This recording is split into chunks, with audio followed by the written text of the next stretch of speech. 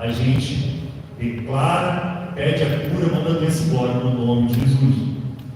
Depois disso, a gente pede ou faz algo que demonstra que a cura foi executada.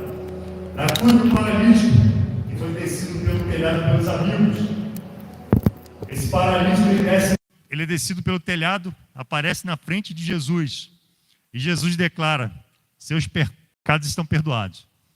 Aí os fariseus que estavam lá presentes: quem é esse que perdoa pecados? É mais fácil perdoar pecados ou dizer levanta e anda? E ele pega e diz assim: eu lhe digo, levante-se, pegue a sua maca e vá para casa. Lucas 5:24. Você diz algo que declara a sua cura. Se um paralítico não pode andar, levanta, pega a sua maca e anda. Se uma pessoa não pode falar, fale. Se uma pessoa não pode ver, enxergue. Faça algo, diga algo que vai mudar aquela situação da pessoa. O paralítico do tanque de Betesda, Jesus disse: levante-se, pegue a sua maca e ande. Outro paralítico, que ele declara para ele andar, algo que ele não podia fazer, agora ele pode fazer. O cego enxergue, o surdo ouça. Você declara algo que a pessoa possa fazer. E depois disso tudo, você agradece pela cura. A gente tem a história dos 10 leprosos.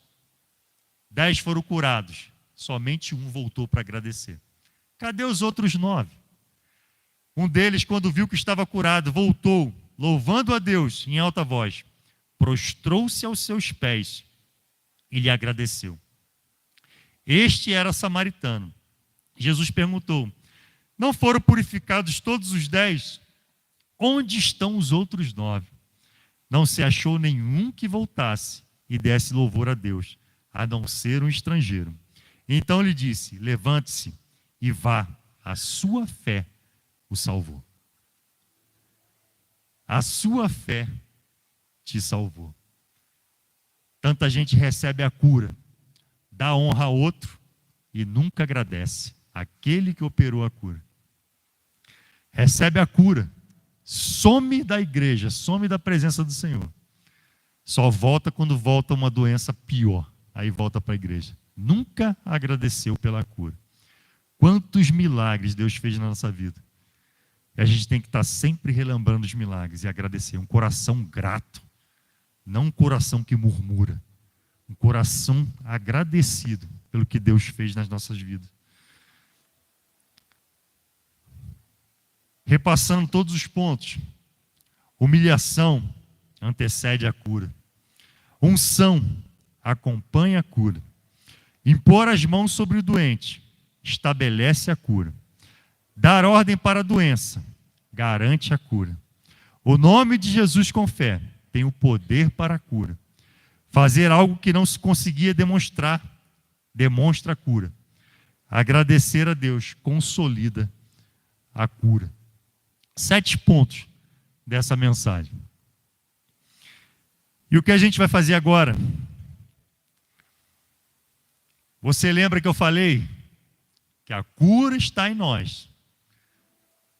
Nós somos ferramentas para poder operar a cura.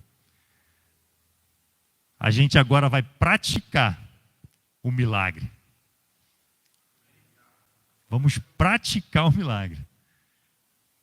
Passo a passo. Muita gente está precisando de cura física, cura emocional, cura mental, cura espiritual. Pedro foi curado espiritualmente. Como é que é uma cura espiritual? Pedro, tu me amas? Mestre, tu sabe que eu te amo. Pedro, tu me amas? Tu sabe, mestre, que eu te amo. E ali Deus estava curando ele, falando, ministrando. Era uma cura espiritual. Pedro estava, depois de ter negado, né? Imagina o coração de Pedro. Ele precisava daquele momento. E o mestre ministra a cura sobre a vida dele. Quantas vezes a gente carrega isso, né? Quando a gente não perdoa, a gente precisa de uma cura espiritual. A falta de perdão precisa passar por uma cura espiritual. Ontem a gente estava lá no... Foi ontem. Lá no evangelismo. E eu estava conversando com um pastor da Lagoinha aqui do DF. E Deus falou com ele: você vai voltar lá nos teus antigos pastores e vai pedir perdão. Aí ele, só que os antigos pastores dele é 2.200 quilômetros. Ele pegou o carro, falou com a esposa: vamos para o Rio Grande do Sul. E eu falei o estado: vamos para o sul. Pegou 2.200 quilômetros, foi para o sul. Chegou lá, reuniu os pastores e pediu perdão aos pastores, dos antigos pastores dele. E a vida espiritual dele deslanchou. Ele estava numa prisão por falta do perdão. 2.200, foi lá, pediu perdão, rodou mais 2.200 e voltou. 4.400 quilômetros para obedecer a Deus. Obediência e perdão. Às vezes a nossa vida está travada por falta de perdão. E depende do quê? Cura espiritual. Perdoar. Perdoar é uma decisão. E ela trava a nossa vida. Trava. Eu recebi um garoto lá na minha sessão, né? Estava conversando com ele. E eu comecei a conversar e Deus foi me dando, né? Pergunta a ele sobre os pais dele. Eu perguntei sobre os pais dele. Aí estava eu, o garoto e um amigo. Comecei a fazer as perguntas. E esse garoto, ele tinha sido abandonado pelo pai, pela mãe, aos 6 anos de idade. E o pai tinha sido preso aos 9. Foi criado pela avó. Criado pela avó, com mão de ferro. Ele odiava o pai, odiava a mãe e odiava a avó. Um garoto que estava na minha frente que não tinha sentimento. Tudo que eu falava com ele, ele estava nem aí. Nem aí. Uma frieza espiritual.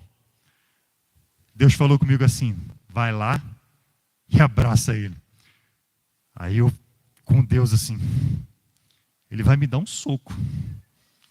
Aquele negócio, vai lá e dá um abraço nele. Levantei e obedeci. Fui lá, posso te dar um abraço? Ele levantou prontamente. Quando eu dei um abraço nele, o garoto desmontou.